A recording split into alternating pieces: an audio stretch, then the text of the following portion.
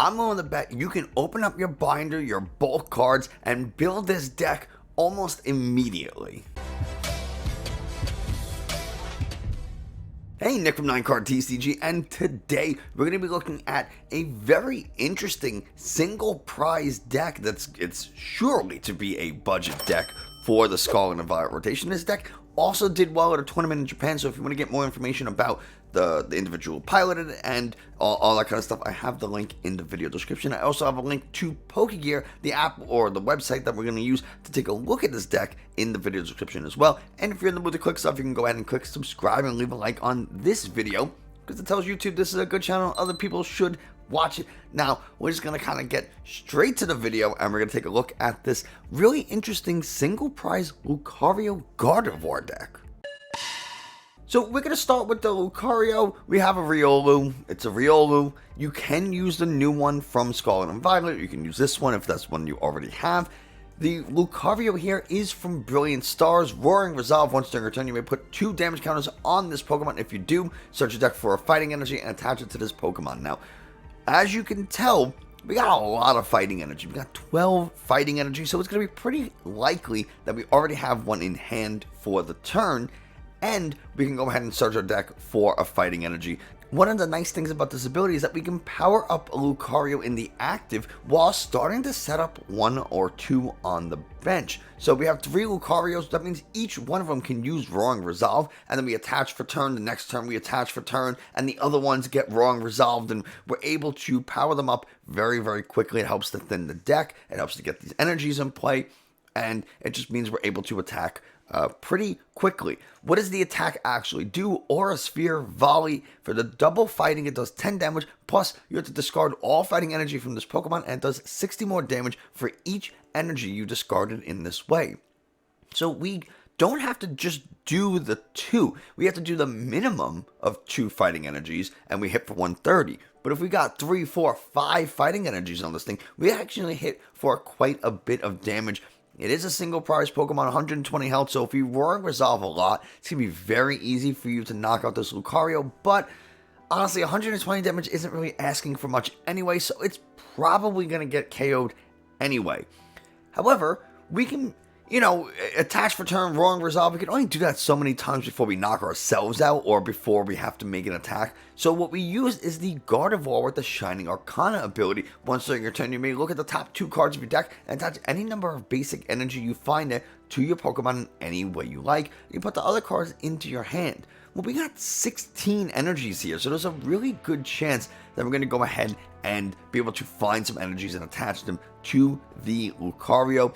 We can technically attach them to Brainwave to hit for 60. However, it does 30 more damage for each psychic energy attached to this Pokemon. And we don't have any psychic energies, but you can use Gardevoir as an attacker.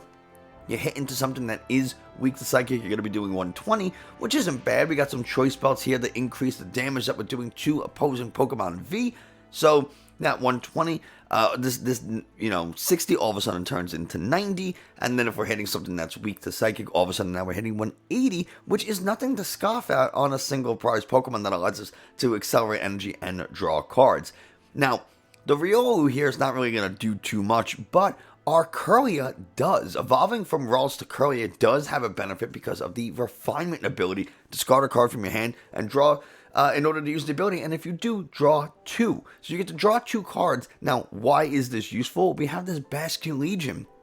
Upstream Spirits does 20 damage times the number of each basic energy in your discard, and then you shuffle those back into your deck. And the coolest part is that this attacks for free. That symbol, you might not see that very often. It means no energy cost. So we can attack for totally free. We only have the 1 Basculegion. We do have 3 Basculin because Gather the Crew is actually a pretty good attack. Again, for no energies, we can go ahead and search a deck for up to 2 basic Pokemon and put them onto your bench. Now, why is this so good? It means we can get a Basculin in the active, put down a Riolu, and a Ralts, attach to the Riolu, and then still use the Basculin's attack to start setting up other Riolus. We can go ahead and get like a Manaphy if we want to protect our bench using Basculin, something like that. We don't have to waste our resources. We do have a few Pokemon search options as far as Level Ball and Ultra Ball. I really wish there was a way to lock this side toolbar because I do this all the time. Level Ball and Ultra Ball are ways to get Pokemon that we need. We can go ahead and use Ultra Ball so we can get some energies into the discard to make this Basculegion attack hit even harder.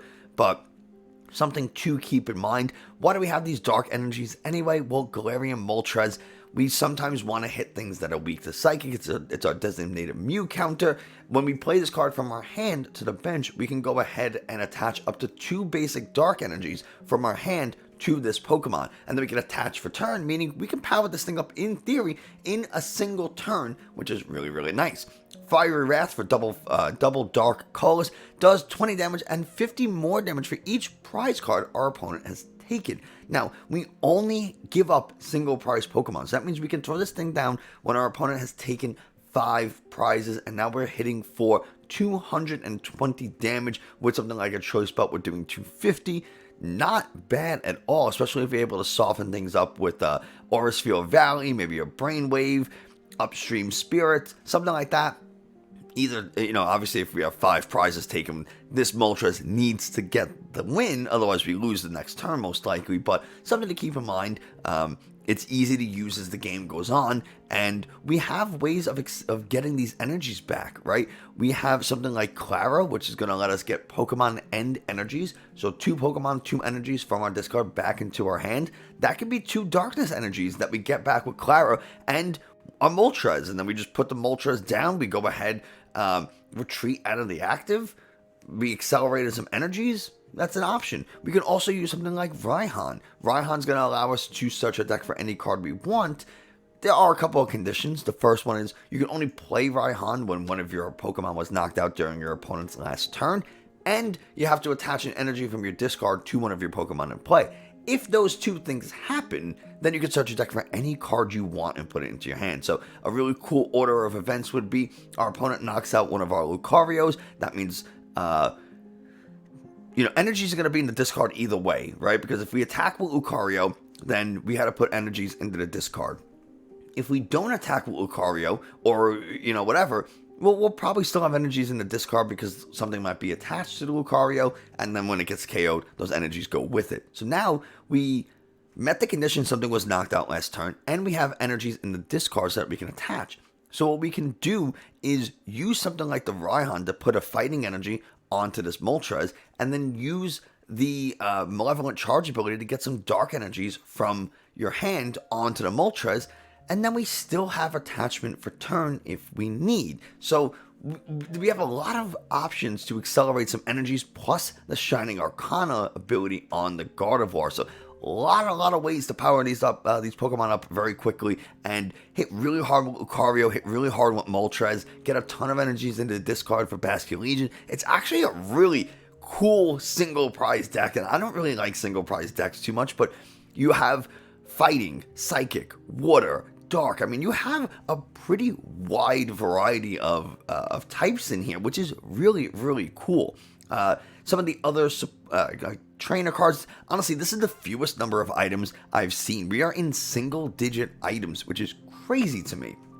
We do have a ton of Pokemon, so, we probably don't need 4 Ralts in play, so discarding those for Ultra Balls or with, like, our Professor's Research, Serenas, things like that, probably aren't too bad. We probably don't need more than 1 Basculin in play because we only have 1 Basculegion. Again, we do have Claras. We can go ahead and get the Basculegion back. We can get Basculin back if we need. Like, we have a lot of options.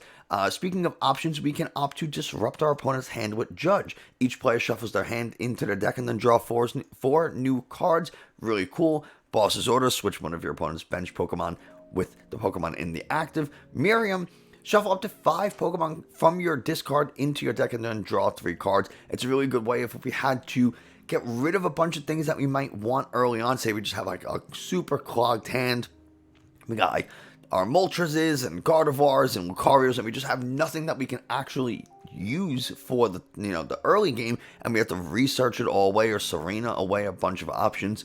Well, we can then go ahead and recover them with a combo of Miriam and Clara. Of course, we can't recover them on the same turn, but you get the idea. Professor's Research, discard your hand, draw 7 cards. It's the best draw supporter in the game. Serena, you have 2 options. You can either discard up to 3 cards in your hand and then draw until you have 5 remaining, or switch one of your opponent's benched Pokemon V with their active Pokemon. You have to target a Pokemon V, so if your opponent's playing Serena, well, they have no targets against you in this deck. They can only use it to draw cards, which is pretty cool. I really don't have too much more to say about this deck. It's pretty simple in theory. Anyway, setting this up, if you're wondering why there are no rare candies, it's because we really want to utilize the Curlia. Again, we can go ahead, use the refinement to discard excess copies of things that we don't need, extra Basculins, extra Ralts, maybe whatever, and extra research.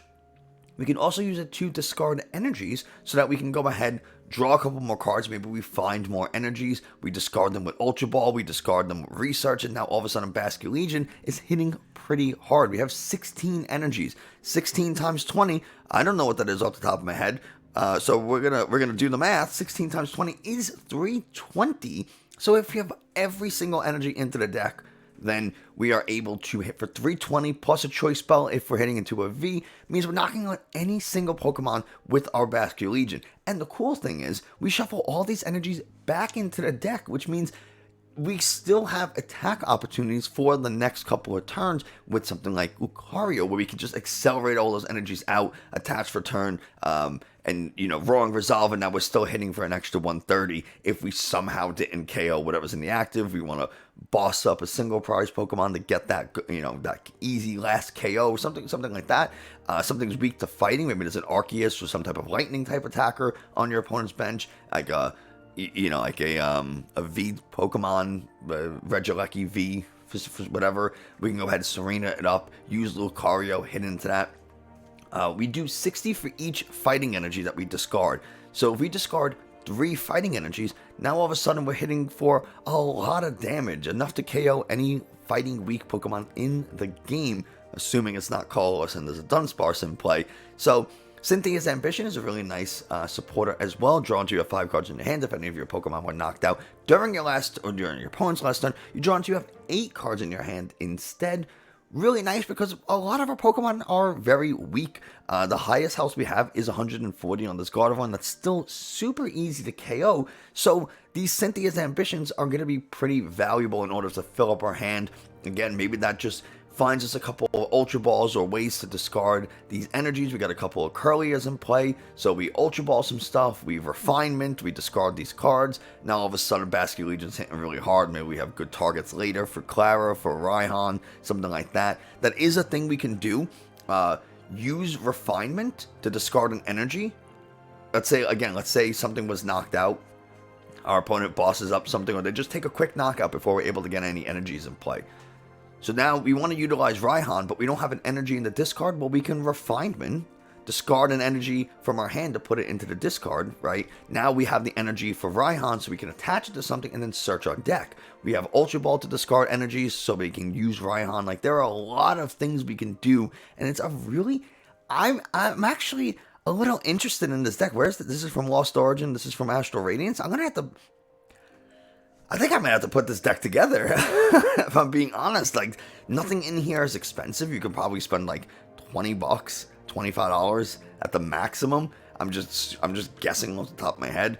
And you could probably build this deck. I think the most expensive thing would be like the Gardevoir, maybe the Moltres. Everything else here, really cheap. So getting bling on this deck would be pretty simple to do. Most of your supporters here, you have one-ofs, so you don't have to spend a ton of money. The most expensive thing would be the energies, getting like hollow energies, and even then, you can find older hollow energies for pretty cheap these days. You get like the 2013 hollow energies, and those are like $250 a piece. At least when I bought them, they were. So not that expensive, honestly. You have 12 of them, so that's kind of the issue. But otherwise, this deck, very, very simple. It might not be very simple to pilot, but the theory behind it and how it functions and what all the cards do and how the deck actually comes together is pretty simple and really, I don't want to say ingenious, but I do really like it. I've actually, the more that I talked about the deck throughout the course of this video, the more I kind of liked it, and it is something that I'm definitely going to be